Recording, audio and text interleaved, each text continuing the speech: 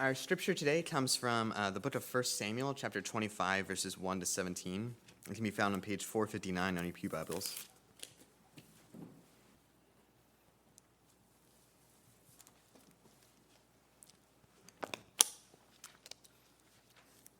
Now Samuel died, and all Israel assembled and mourned for him, and they buried him at his home in Ramah. And then David moved down into the desert of Maon. A certain man in Maon who had property there at Carmel was very wealthy. He had 1,000 goats and 3,000 sheep, which he was shearing at Carmel. His name was Nabal, and his wife's name was Abigail. She was an intelligent and beautiful woman, but her husband, a Calebite, was surly and mean in his dealings. When David was in the desert, he heard that Nabal was shearing sheep. So he sent 10 young men and said to them, "Go up to Nabal at Carmel and greet him in my name.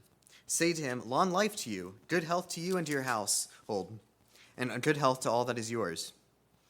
Now I hear that it is sheep shearing time. When your shepherds were with us, we did not mistreat them, and the whole time they were at Carmel, nothing of theirs was missing.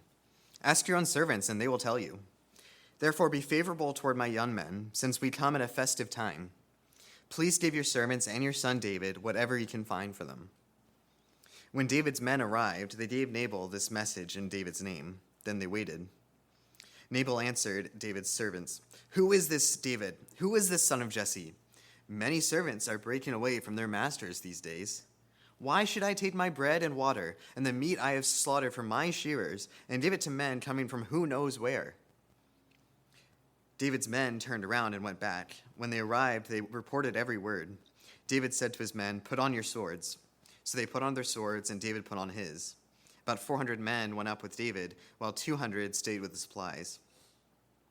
One of the servants told Nabal's wife Abigail, "David sent messengers from the desert to give our master his greetings, but he hurled insults at them. Yet these men were very good to us. They did not mistreat us, and the whole time we were out in the fields near them, nothing was missing.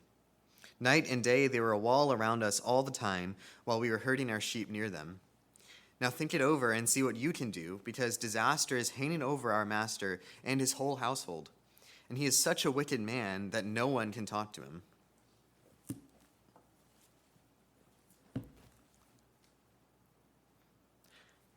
Back when I was dating Liv, she lived in Gaithersburg, and I obviously lived in the parsonage down in Sterling. So when I wanted to see her, I would have to drive up to Gaithersburg. And I tried to do this as often as possible because I was quite fond of her. So I made this trek probably 4 or 5 times a week. Now, here's the thing about the drive to Gaithersburg. As the crow flies, it's about 12 or 13 miles from my house to hers, which should mean, theoretically, that would take 20, maybe 30 minutes max to get there.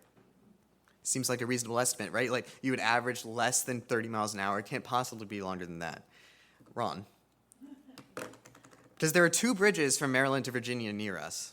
One of them is on 15 near Luckett's, and the other on 495 near McLean, which means that my normal drive up to Gaithersburg wasn't a nice, easy drive straight across the Potomac. It was driving down 7, taking that left turn onto Georgetown Pike right next to our church, which often has that huge line of cars, which backs all the way up to the road and then blocks the left lane on 7 for a while. Heading down Georgetown Pike, which is, by the way, a 1-lane road, where everyone is probably going to get stuck at some point, find somebody who's driving 20 miles per hour with several lights along the way. Then you have to turn left onto 495 on a ramp that was under construction for literally the entire 2 years that I saw her before we got married. Then you had to merge onto rush hour traffic on the American Legion Bridge, which during rush hour is an abomination before God. Eventually you get to the 270-495 split, which is the site of several viral videos of typical Maryland driving. And finally, you follow the 270 traffic until you get to Gaithersburg. Now, I would always come home around 11 p.m. when there was no traffic, and my record was making the 26-mile drive in about 36 minutes. And I was speeding, sure, but only a lot. But when there was traffic, boy, you have no idea how long it's going to take. Leaving directly from the church, you'd be happy to make it in an hour. And sometimes it took as long as 2 or 2.5. But when it was really bad, the GPS would tell me not to even bother with 495. It would send me all the way up to Luckett's, and then cross the bridge on 15, and then drive all the way back down the Potomac on the back roads until you get to Gaithersburg. And as you all probably know, it didn't do that because there is no traffic on 15. 15 is a one-lane road for a long time. You get stuck at that one light in Luckett's for an eternity because it backs all the way up to Leesburg. No, the GPS suggested it because the traffic on 15 was only moderately horrendous compared to 495. So it was better to drive 47 miles in 2 hours instead of, the 12 miles right across the Potomac, than be stuck indefinitely on Georgetown Pike. Needless to say, I spent that whole time just wishing that there was this nice little bridge that you could just take right across the Potomac, a little closer right there in Sterling. But alas, no such bridge exists. So in this sermon, I'm going to advocate for a public works project. Kidding. In the last few weeks since Easter, we've been focusing on the situation where the Israelite people found themselves in this story. Saul was once God's chosen king, but God had rejected him. Saul had made too many mistakes, so God was handing over the crown to somebody else. The problem was that Saul didn't really care that he didn't have God's blessing to rule. He was going to continue wearing the crown. He was going to continue sitting on the throne. He was going to continue commanding the armies. He was going to continue acting as a king, whether God wanted him to or not. Meanwhile, we know that David was the one that God had chosen to be king. God chose David to replace Saul as king. But the thing is that God never snapped his fingers. He smited Saul and said, "Here, David, you're the king now." David was chosen as king 10 whole chapters ago, and he's still not even close to sitting on the throne. He's an illegal fugitive this entire time. So there was this really long, awkward period, about 16 chapters, where David is clearly the king chosen by God, while Saul still sat on the throne. God's chosen his king even while the previous king continued to reign. See, Saul's kingship is doomed, and Saul and everyone with him is going down with the ship. But that didn't mean that Saul had no power. Saul had a ton of power.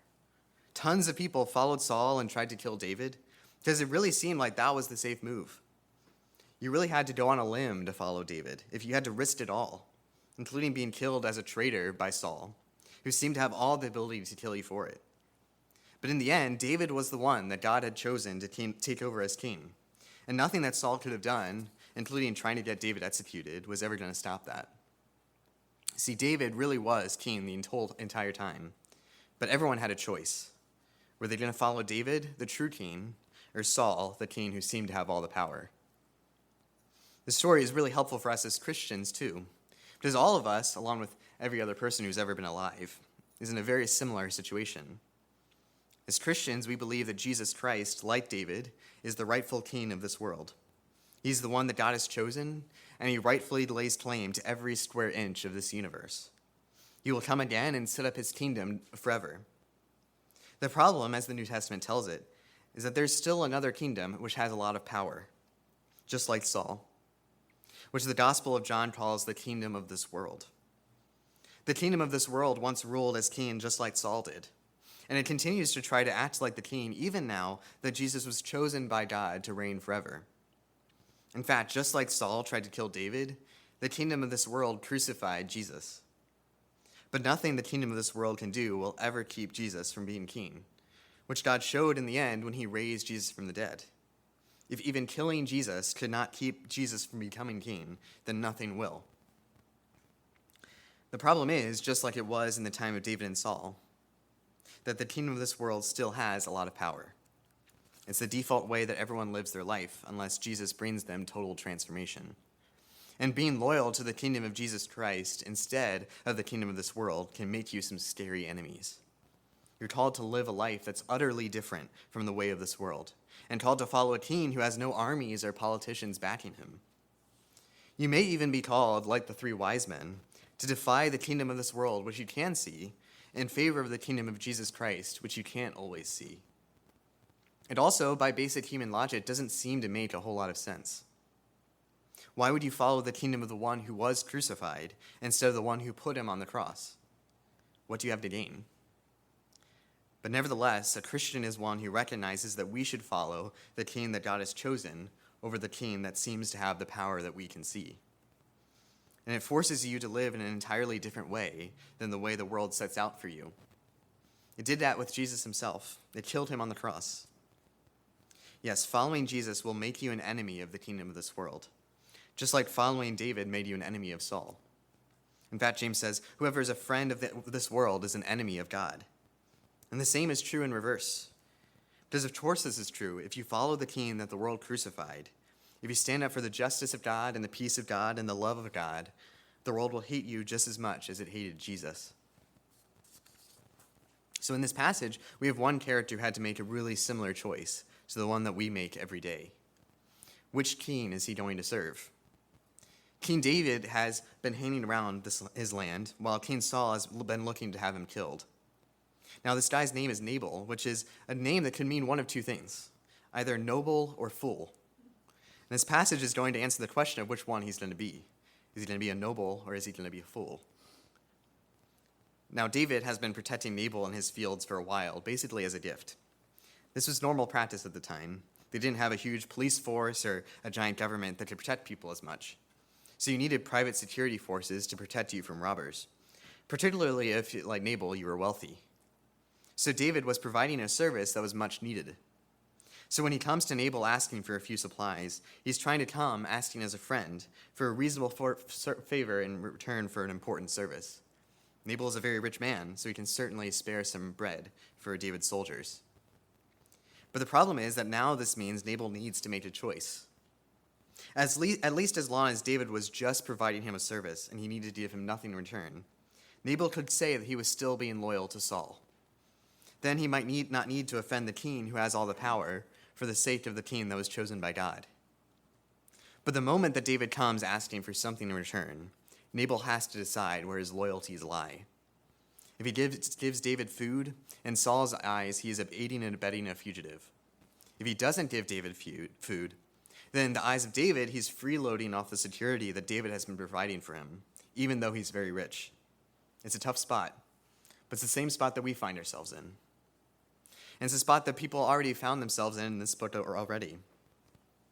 For instance, one person tried to appease both sides, to make both David and Saul happy, and that didn't work out well for him, and Saul had him executed. Meanwhile, some other characters, like mostly poor people and foreigners, decided to give David their loyalty. But here, Nabal goes all the way in the other direction. Nabal says, "Who is David, and who is the son of Jesse?" In other words, what right does this commoner have to my loyalty? He's not the son of a noble or a king. He says, there are many servants these days who are breaking away from their masters. So on one level, Nabal is saying, look, nobody's honoring their word these days. Why should I? If everyone is defecting, if no one's telling the truth, then I'll lie too when I need to get what I want. Not exactly a perfect example of morality. It's exactly the kind of thing that a foolish person says to justify their own selfishness. It says, I might be doing you wrong, but everyone else is doing wrong, so it all evens out. It feels great to say, because it means that my sins don't really matter, while everyone else's really does. I'm just reacting. The problem is that it creates a perspective that really likes to see evil in the world. Because the more evil this world is, the more evil I can be, without being held accountable. It makes it impossible to trust other people if you have this perspective, because you only see your own dishonesty in them. In other words, it's a perspective that feels really great in the moment, but in the long term, it warps your soul and makes you miserable. Be careful about the flattering lies you tell yourself. They might isolate you from the rest of the world. But on another level, Nabal is taking a hard dig at David. Because to the eyes of the public, David was once one of Saul's servants, and he broke away from Saul's house to try to become king. Many people are breaking away from their masters these days. Let's be fair to Nabal here. This was a great dig. It was just specific enough to dig at David without being so specific that he provoked a response. It was really clever wording. It was a sick burn. This is the kind of thing that you say to someone and then you play back in your head in the shower in the morning and you think, oh man, I really told him. That'll show him.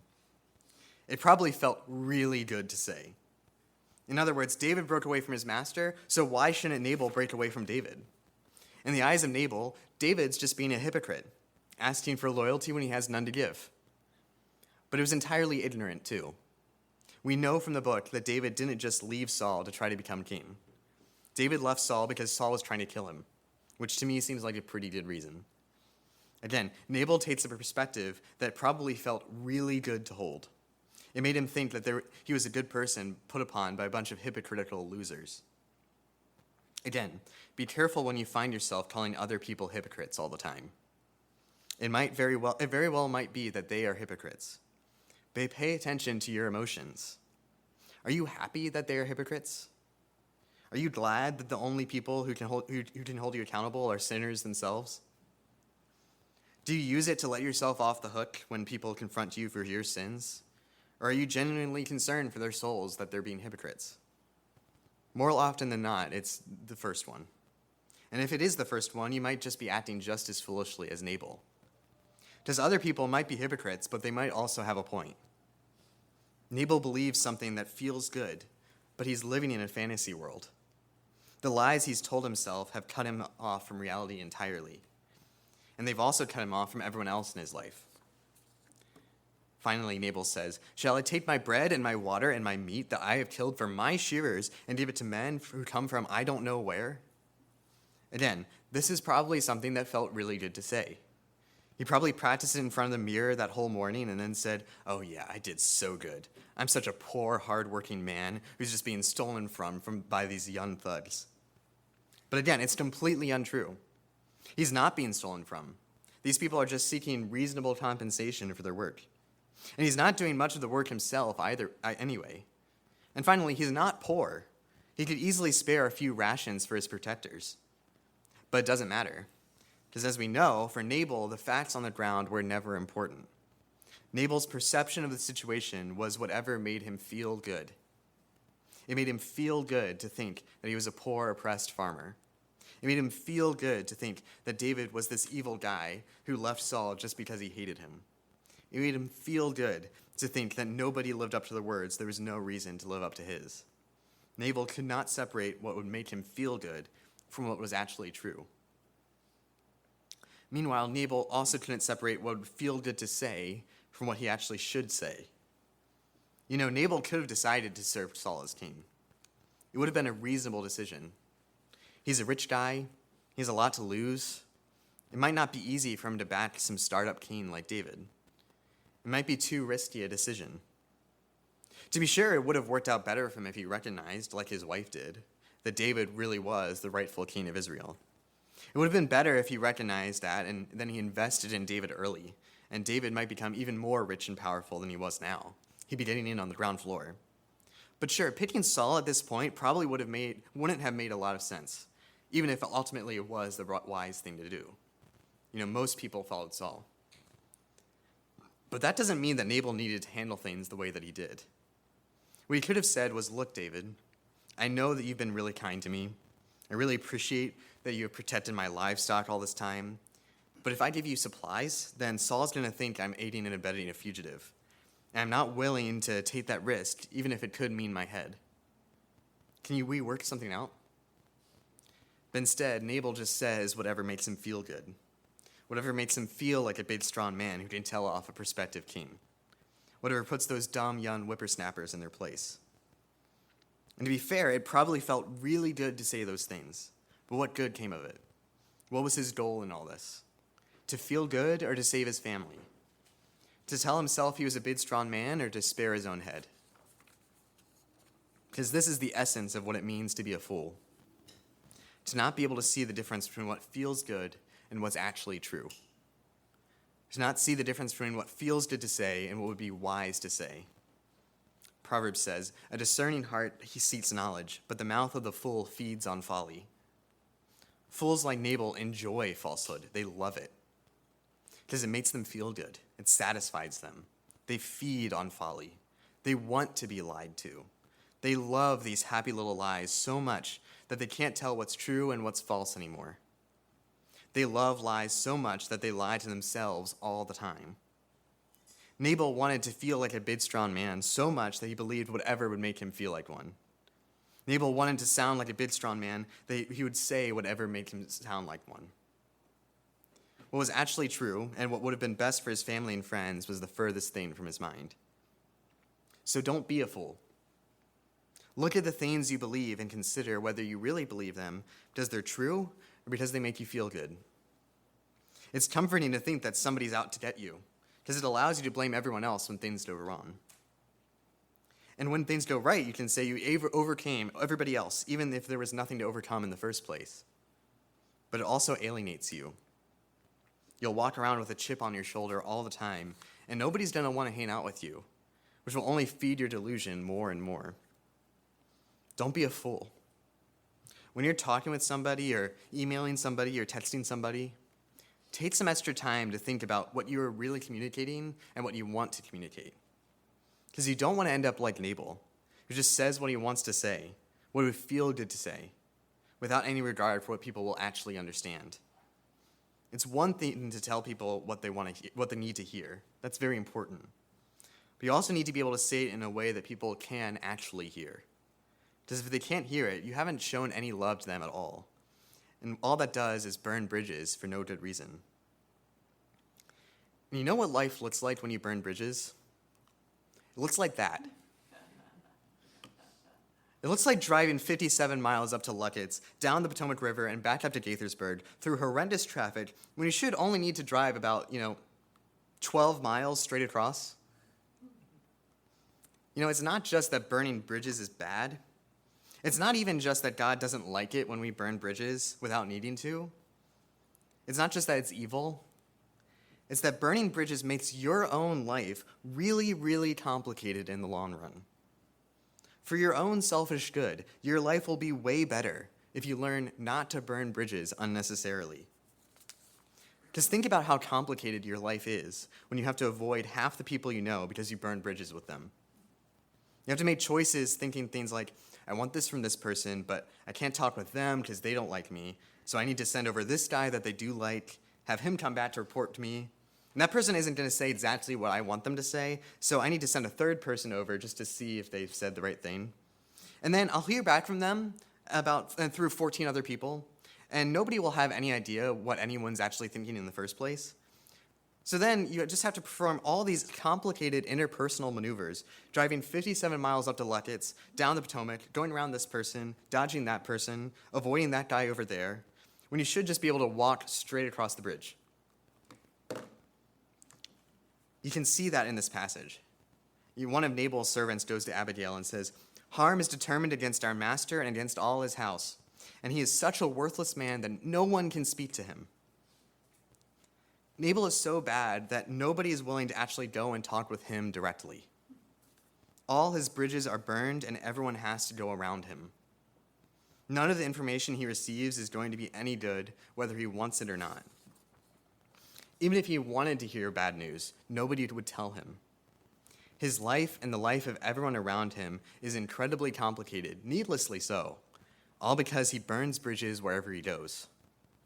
This is what it's like to live the life of a fool. Everything is complicated because of the dumb things you've done in the past. Nothing is simple. As Abigail, Nabal's own wife, says later, the name Nabal means fool, and Nabal is acting like a fool. This really is what it looks like to live in the kingdom of this world instead of the kingdom of Jesus Christ. Because in the kingdom of this world, there's no God to ultimately hold you accountable to live in actual reality. You can believe whatever makes you feel best. And sure, that will probably isolate you from everybody else, but they're all evil sinners anyway, so why do you need them? The whole kingdom of this world is built on comforting lies, which drive wedges between people so they can't live together. In choosing Saul, in choosing the kingdom of this world, Nabal was choosing comforting lies and fake self-esteem built on sand. That is the choice we make every day when we live like the rest of this world instead of like Jesus Christ. On the other hand, the kingdom of this world is built on the harshest truth there is, that the wisdom of this world, the kind of wisdom that we all live with every day, participated in the crucifixion of Jesus Christ. The death of Jesus saved the world, but also showed the world why it needed saving. Because if God became a human and we promptly killed God, we have no idea what it looks like to live in this world, full stop. We need to learn from God, because without it, we can go directly towards disaster. Sleepwalking in the kingdom of this world with our comforting lies led us to murder Jesus. So obviously, we need to do something radically differently. So as the ones that follow the King crucified on the cross, we need to be willing to be told that we are completely wrong.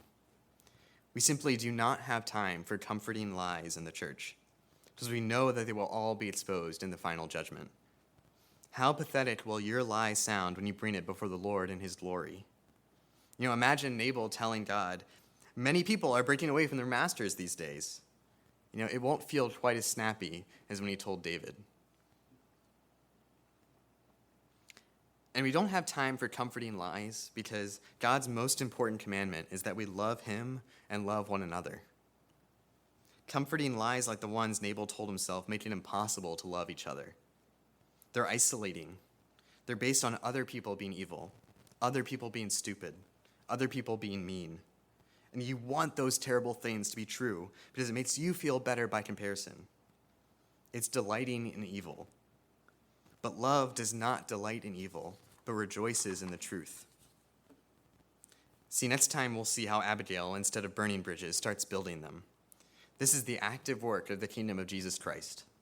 But first, let's avoid burning bridges like the world does. So if you only do these two things this week, I think you will have internalized the message of this passage. 1, look at the things that you believe about your relationships, particularly when you think that someone else is being really bad. Do you really believe those things because they're true, or because it would make you feel good if they were true? Is the person sitting next to you a power-hungry maniac, or would it just make you feel better if they were? Because then you wouldn't have to deal with that kind of thing in yourself. Very often we believe other people are evil because it makes us feel good about ourselves. It makes us look good by comparison. In fact, we kind of want them to be evil because it makes us feel good. But wanting other people to be evil is obviously wrong, even demonic. It's not how we do things in the kingdom of Jesus Christ. Love does not delight in evil, but rejoices in the truth. So every time you think badly about someone else this week, think about whether you want to think that. Whether thinking about other people's sins makes you happy. Whether you hold on to your negative opinion even when there's evidence that you're wrong. Otherwise, you'll act like a fool. You'll burn bridges and make your life way too complicated. When you're going to say something to someone that they may not like, take a few extra moments to think about how to say it in a way that actually communicates your point without offending them unnecessarily. Think for a while about what your real issue is, the core of it, not the distracting stuff. And don't rant. Because when you rant, you just spew out everything that you're mad about in the moment. There's so much being said, it feels good, right? There's so much being said, but nothing is actually communicated except for, I don't like you. So take some time to calm down and think about what really needs to be said, what really matters, and to say it in a way that the other person might actually understand. Part of what it means to love another person is to tell them the truth, for sure. But if you tell them the truth in a way that you know they will never hear, just so you can say you said it, you haven't shown any love at all. It may seem like a lot of complicated work to talk to each other this way, to really think about what you need to say and say it in the right way. It might seem like too much work to think that much about how you tell hard truths. But there's only one alternative, and it's this. It's driving 57 miles when you could just drive 12. A little extra work on the front end can save you a lifetime of complicated work that results from broken trust. There's a reason I love crock pots. And that's because I can throw a chicken breast in there, maybe a little seasoning, and in 8 hours I have a perfectly good meal ready to go. But if I waited until the last minute, if I had to cut up the chicken, I had to defrost it, I had to stand over the stove for a half an hour, it's a lot. I don't feel like it. A little extra time and investment in the front end saves you a whole lot of time in the back end. The same is true with communication. It's worth it, I promise. More than that, it's the way that we do things in the kingdom of Jesus Christ. If you find yourself thinking, this is what would feel good to say, but it's not what I should say, it's not what they should hear, then you're on the right track. If you find yourself listening before you speak, even when the other person isn't doing a great job of communicating themselves, you're on the right track. You're called to love one another. And it's impossible to do love without communication. Speak gently and listen with self-control. Let's pray.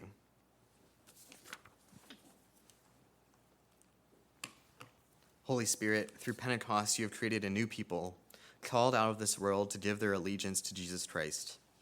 You have called us to love one another as you have loved us. So let that same love be evident in the way we talk to one another and think about one another, so that your kingdom would come on earth as it is in heaven. Amen.